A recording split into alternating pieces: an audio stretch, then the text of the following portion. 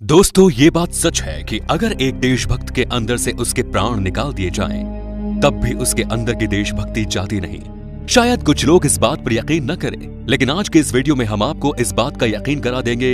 इसीलिए आपसे गुजारिश है कि इस वीडियो को अंत तक जरूर देखें। आज की ये वीडियो इसलिए स्पेशल है क्योंकि आज हम आपको एक ऐसे भारतीय सैनिक के बारे में बताने जा रहे हैं जो खुद तो मर गया, लेकिन सरहद पे उसकी आत्मा आज भी पहरा देती है। वैसे तो इस सैनिक की मृत्यु 1968 में ही हो गई थी, लेकिन ये आज भी इस सैनिक की आत्मा जो कि देशभक्ति से भरी हुई है, वो भारत और चीन बॉर्डर पर पहरा देती है। और तो और भारत और चीन के बीच होने वाली मीटिंग्स में भी इस सैनिक के बैठने के लिए खाली कुर्सी रखी जाती है। शायद ये बातें सुनकर आप में से कई लोग हमें पागल और सरफिरा समझ रहे होंगे, लेकिन इस वीडियो के आखिर में आपके रोंगटे खड़े हो जाएंगे और विश्वास करने लगेंगे कि हाँ, सच में कोई सैनिक है जो मर के भी जिंदा है। तो चलिए बिना देरी के शुरू करते हैं उस जांबाज सैनिक की कहानी को। दोस्तों, भारत और चीन के बॉर्डर काफी ऊंचाई पे मौजूद हैं। जहां एक तरफ भारतीय सैनिकों को चीनी सैनिक से खतरा होता है, वहीं दूसरी तरफ हमारे सैनिकों को खून जमा देने वाली ठंड में भी सरहद पर खड़ा रहना पड़ता है।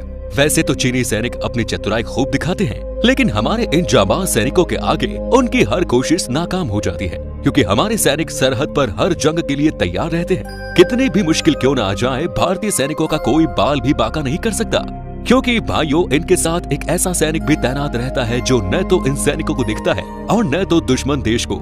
जी हाँ, आपके स्क्रीन पर जिस शख्स को आप देख रहे हैं, ये और कोई नहीं बल्कि इंडियन आर्मी का जांबाज सैनिक बाबा हरभजन सिंह है, जो दस्तावेजों के हिसाब से तो 1968 में ही मर गया, लेकिन ये सैनिक इतना सच्चा देशभक्त था कि इसकी आत्मा आज भी सरहद पर पहरा देती है और हमारे सैनिकों पर आने वाली मुसीबतों का पहले से ही संकेत कर देती है। चलिए पहले हम आपको हरभजन सिंह की मृत्यु से पहले की थोड़ी सी दास्तान बताते हैं। दोस्तों, हरभजन सिंह का जन्म 30 अगस्त 1946 में हुआ।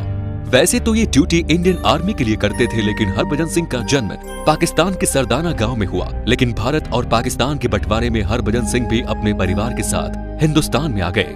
अब हमारे इंडियन आर्मी रिकॉर्ड के मुताबिक हरभजन सिंह 9 फरवरी 1966 को भारतीय सेना के पंजाब रेजिमेंट के 24वें बटालियन के रूप में नियुक्त किए गए और कुछ समय के बाद 1968 में इंडिया चाइना बॉर्डर नाथुला पास पर इनकी तैनाती की गई, जो कि ईस्ट सिक्किम में मौजूद है। आपकी जानकारी के लिए बता दें कि इस जगह पर खून जमा देने वाली ठंड और भारी बर्फ गिरती है, लेकिन इसके बावजूद भी भारत माता के वीर पुत्र सरहद पर हर संकट का सामना करने के लिए तैयार रहते हैं। अब दोस्तों, शायद ये बात आपको भी पता होगी कि उस समय पर भारी वजनी सामान को लाने ले जाने के लिए घोड़ों को इस्तेमाल किया जाता था।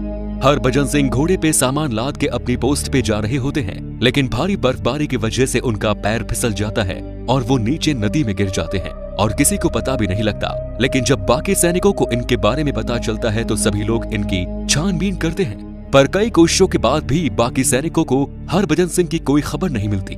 अब आप सुनकर चौंक जाएंगे कि 2 दिन बीत जाने के बाद हरभजन सिंह की सैनिकों की टोली में से एक जवान के सपने में हरभजन सिंह आते हैं और बताते हैं कि उनका शव कहां पड़ा है। अब कुछ सैनिक उसी जगह पर जाते हैं जिस जगह के बारे में सपने में आया था। अब दोस्तों, जैसे ही उस जगह पर सैनिक पहुंचते हैं तो उन्हें हरभजन सिंह समेत उनकी राइफल भी मिलती है। सेना को उनका शव मिलने के बाद वो उनकी शव यात्रा धूमधाम से निकालते हैं, क्योंकि दोस्तों, भले ही किसी जवान की मृत्यु हो गई हो, लेकिन अपने जिंदा रहने तक एक जवान अपने देश की रक्षा और देश के लोगों के लिए अपने परिवार समेत कई चीजों का बलिदान कर देता है। अब दोस्तों, कुछ दिन बीत जाने के बाद नाथुला पास बॉर्डर पर मौजूद एक जवान के सपने में हरभजन सिंह आते हैं और उनकी समाधि की स्थापना की इच्छा जाहिर करते हैं, जिसके बाद हरभजन सिंह की वीरता और शौर्यता का सम्मान करते हुए 1982 में नाथुला पास पर समाधि निर्मित कर दी जाती है, जिसे लोग अब बाबा हरभजन सिंह मंदिर के नाम से जानते हैं। इसके अलावा दोस्तों, एक के बाद एक जवानों के सपने में बाबा हरभजन सिंह आते हैं और उनसे कहते हैं कि भले ही उन्होंने अपना शरीर छोड़ दिया, लेकिन उनकी आत्मा हमेशा ऑन ड्यूटी रहती है। जब इन जवानों के सपने में हरभजन सिंह आते तो सैनिकों के सपने वाली बातों पर कोई भी व्यक्ति यकीन नहीं करता था। यहाँ तक कि सेना के प्रमुख भी इन सपनों को सिर्फ एक वहम समझते रहे। लेकिन कुछ दिनों के बाद सैनिकों के साथ हुई कुछ ऐसी घटना जिसके बाद हर कोई बाबा के ऊपर विश्वास करने लगा। दरअसल एक बार 2 सैनिक अपनी पोस्ट पर तैनात थे, लेकिन कम कपाती ठंड की वजह से उनकी आंख लग गई, जिसके बाद उन 2 सैनिकों में से एक जवान को कोई थप्पड़ मारता है, जिसके बाद ये सैनिक होश में आकर अपनी ड्यूटी करने लगते हैं। इसके अलावा जब किसी जवान से कोई गलती होने वाली थी तो भी बाबा हरभजन सिंह सपने में आकर उसकी गलती बताकर उसको चेता।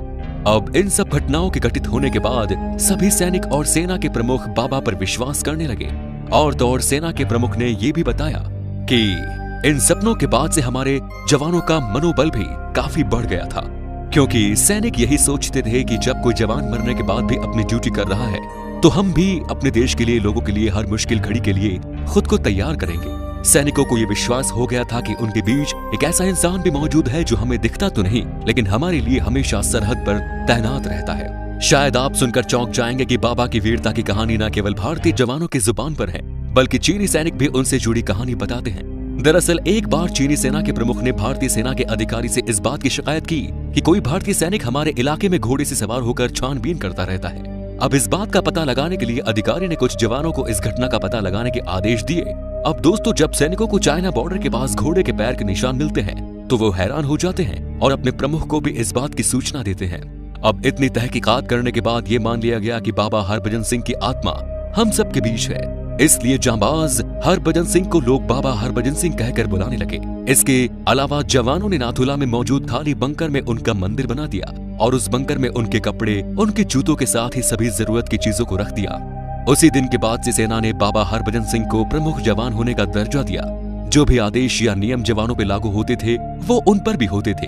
यहाँ तक कि बाबा की सैलरी और नाश्ते से लेकर उनका रात का खाना तक उनके लिए परोसा जाने लगा। इंडियन आर्मी ने बाबा हरभजन सिंह के बंकर का जिम्मा अपने ऊपर लिया और आप सुनकर हैरान हो जाएंगे कि जब भी रात का समय होता था बाबा के बंकर का दरवाजा बंद कर दिया जाता था, क्योंकि ये उनकी ड्यूटी का समय होता था। और आपको बता दें कि कई बार ऐसा भी हुआ है जब सुबह के दौरान सैनिकों को उनके जूतों में मिट्टी और बिस्तर बिखरा हुआ दिखता था। दोस्तों, इन्हीं सब बातों की वजह से हमें भी इन बातों पर विश्वास करना चाहिए कि सच में कोई ऐसा भारत का वीर था जो अपने देश के लिए मरने के बाद भी अपनी ड्यूटी करता था ताकि हम और आप अपने घरों में सुरक्षित रह सके। आपको ये तो पता ही होगा कि देश के जवानों को हर साल छुट्टी भी दी जाती है। ठीक इसी तरह बाबा हरभजन सिंह को भी इंडियन आर्मी छुट्टी पर उन्हें उनके घर भेजती थी। दरअसल बाबा के सब सामान सहित 3 जवानों को ट्रेन द्वारा उनके गांव कपूरथला भेजा जाता था। जी हाँ, बाबा के नाम की न सिर्फ सीट बुक होती थी बल्कि जब तक बाबा का स्टेशन नहीं आ जाता था उनकी सीट खाली ही रहती थी। 2 महीनों की छुट्टी पूरी होने के बाद 2 जवान फौजी जीप से उनके घर तक उनको लेने जाते। दोस्तों, बाबा हरभजन सिंह को छुट्टी देने के बाद सेना के सभी जवान सिक्किम वैली पर चौकन्ना रहा करते थे, क्योंकि उन्हें ये पता था कि इस समय बाबा छुट्टी पर हैं, इसलिए किसी भी तरह की चेतावनी बाबा नहीं दे पाएंगे। लेकिन दोस्तों, बाबा का सिक्किम से जाना और वापस आना एक धार्मिक आयोजन का रूप लेता जा रहा था जिसमें बड़ी संख्या में जनता इकट्ठी होती थी। वैसे ये बात जाहिर है कि बाबा हरभजन सिंह की इस वीरता के बाद जब वो गांव जाते होंगे तब अनेकों लोग उनके घर में जाते होंगे। पर दोस्तों, हमारे देश सहित दुनिया की हर कानून की किताब में इस तरह के अंधविश्वास की कोई जगह नहीं। इसलिए देश के कुछ बड़े लोग बाबा को छुट्टी दिए जाने पर नाराज होने लगे, जिस वजह से उन लोगों ने अदालत का दरवाजा खटखटाया और बाबा की छुट्टी पर रोक लगवा दी। और उस दिन के बाद से ही बाबा हरभजन सिंह साल के 12 महीने वहीं रहने लगे। अब दोस्तों, ये बात भी आपको पता होगा कि जवानों की क्षमता के अनुसार ही उनकी ड्यूटी का समय तय किया जाता है। आसान भाषा में कहूँ तो इनको रिटायर कर दिया जाता है। ठीक उसी तरह पूरे सम्मान के साथ उन्हें 2016 में रिटायर कर दिया गया। लेकिन बाबा का मंदिर और बंकर आज भी वहाँ मौजूद है और आप चाहे तो बाबा के मंदिर के दर्शन भी कर सकते हैं। लेकिन आपकी जानकारी के लिए ये बता दें कि बाबा हरभजन सिंह का मंदिर समुद्र तल से 13,500 फीट की ऊंचाई पर स्थित है, जहाँ पर ऑक्सीजन लेवल काफी कम होने की वजह से लोगों को सांस लेने में दिक्कत होती है। तो दोस्तों, बाबा के बारे में बस इतना ही। अगर आप इनके ऊपर बनी मूवी को देखना चाहते हैं तो आप YouTube पर प्लस माइनस नाम की शॉर्ट फिल्म देख सकते हैं, जिसे बीबी की वाइन्स नाम के YouTube चैनल पर अपलोड किया गया है। अगर आपके अंदर भी बाबा हरभजन सिंह की तरह सच्ची देशभक्ति है तो इस वीडियो को लाइक कीजिए और वीडियो को अपने दोस्तों के साथ भी शेयर कीजिए ताकि उन्हें भी भारत माँ के इस वीर सपूत के बारे में पता चल सके। तो चलिए मिलते हैं अगली वीडियो में। अगर चैनल पर नए हैं तो हमारे चैनल अननोन फैक्ट्स हिंदी को सब्सक्राइब करके घंटे को भी दबा दें। आपका कीमती समय देने के लिए धन्यवाद।